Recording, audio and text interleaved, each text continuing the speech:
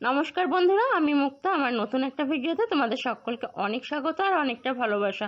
রোজকার মতো আজকে কোনো ব্লগ ভিডিও না, তবে নিত্যকার দিনে আমরা যে সমস্ত সমস্যায় পড়ি তার সব থেকে বড় একটা সমস্যা নিয়ে সমস্যা নয়, সমস্যার সমাধান নিয়ে তোমাদের সামনে আমি হাজির হয়েছি।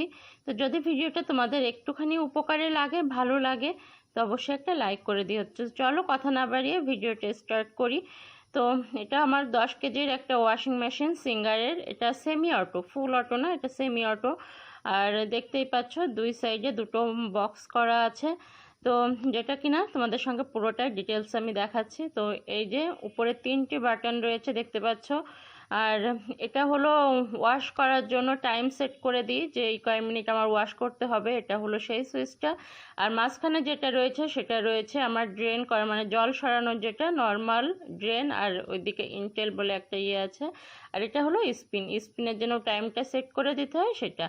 তো হঠাৎ করে দেখি একদিন কি আমার মেশিনে ওয়াশ হয়েছে ঠিকই, কিন্তু যখন ড্রেন করতে যাচ্ছি তখন হচ্ছে না। এই সুইচটা যখন ঘোরাই তখন কি সুইচটা দেখছি কেমন যেন লুজ লাগছে। যেহেতু জিনিসটা আমি ইউজ করি, তো কখন জিনিসটা কখন কি সুইচটা লুজ লাগলো কি টাইট হলো সেটা আমি ভালো বুঝবার। ওই যে যেটা দেখলে ওখান দিয়ে জল দিতে হয়, জলের পাইপটা ওখান দিয়ে সেট করে দিই।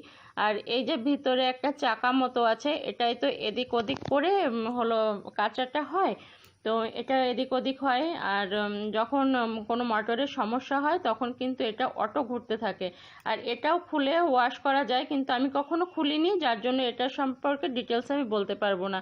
তো যখন জলটা আটকে গেছিলো তখন আমি অনেক ইউটিউব সার্চ করে দেখছিলাম যে কি করা যায় বা না যায়।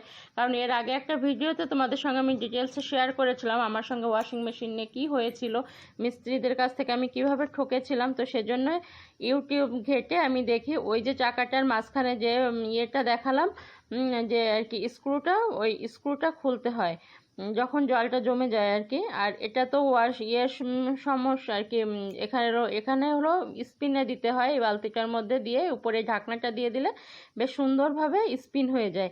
তো আমার যে সমস্যাটা হয়েছিল, জল আটকে গেছিলো। তো তারপর ইউটিউব ঘাটাঘাটি করে আমি যেটা দেখলাম, ওই যে স্ক্রুটা খুলে ওইটা ওকে তুলে ফেলতে হয়, তুলে ফেলে তারপর ওটাকে আর কি ওই চাকাটা খুলে মাঝখানে এরকম একটা গোল মতো ছিদ্র আছে, ওই ছিদ্রের মধ্যে অনেক সময় চুল আটকে যায়, টিপ আটকে যায়, অনেক সময় প্যান্টের পকেটে যে টিস্যুগুলো থাকে সেই টিস্যুগুলোও এমনকি আটকে যায়।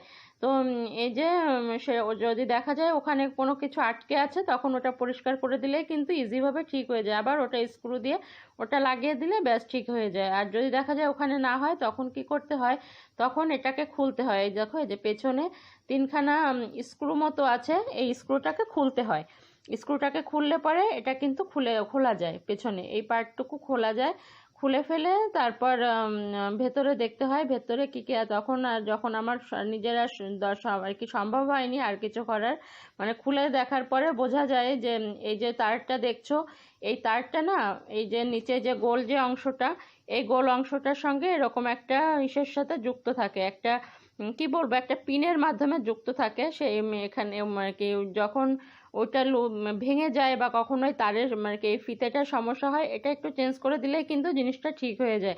এতে কোনো প্রকারে আর মিস্ত্রির কাছে নেওয়া লাগে না। এই যে এই তারটা ঠিক এভাবেই আর কি আটকানো থাকে, এই যে পিনটা এটা দিয়ে এটার সঙ্গে আটকানো থাকে। তো যখনই আমি দেখলাম যে কি ওই সুইচটা বললাম মনে হচ্ছিল লুজ, তো সেজন্য আমি আর ওই ভেতরের ঢাকনাটা না খুলে একবার এটাই খুলেছিলাম। তো খোলার পরে দেখলাম হ্যাঁ এই পিনটাই ভেঙে গেছে, যে পিনটা দিয়ে এখানে একটা হুক মতো করা আর কি, পিনও ঠিক না, একটা হুক মতো করা। তো সেটাকে একটা তামার একটা তার দিয়ে তোমার দাদাভাই এটাকে বেঁধে দিল, মানে আবার এটাকে আটকে দিল। তো তারপরে কিন্তু জিনিসটা আমার একদম পুরোপুরি ঠিক হয়ে গেছে। তো এটাই ছিল আমার বিশাল সমস্যা। কিন্তু যারা বুঝতে না পারে, আমাদের যেসব দিদি বা বোনেরা রয়েছে, এরকম ছোটোখাটো সমস্যা কিন্তু দৈনন্দিন জীবনে আমাদের ঘটতেই থাকে। তো যদি এরকম আমরা নিজেদের সমস্যাগুলো নিজেরাই এভাবে ছোটোভাবে মানে একটু মাথা খাটিয়ে বুঝতে পারি, তাহলে কিন্তু মিস্ত্রি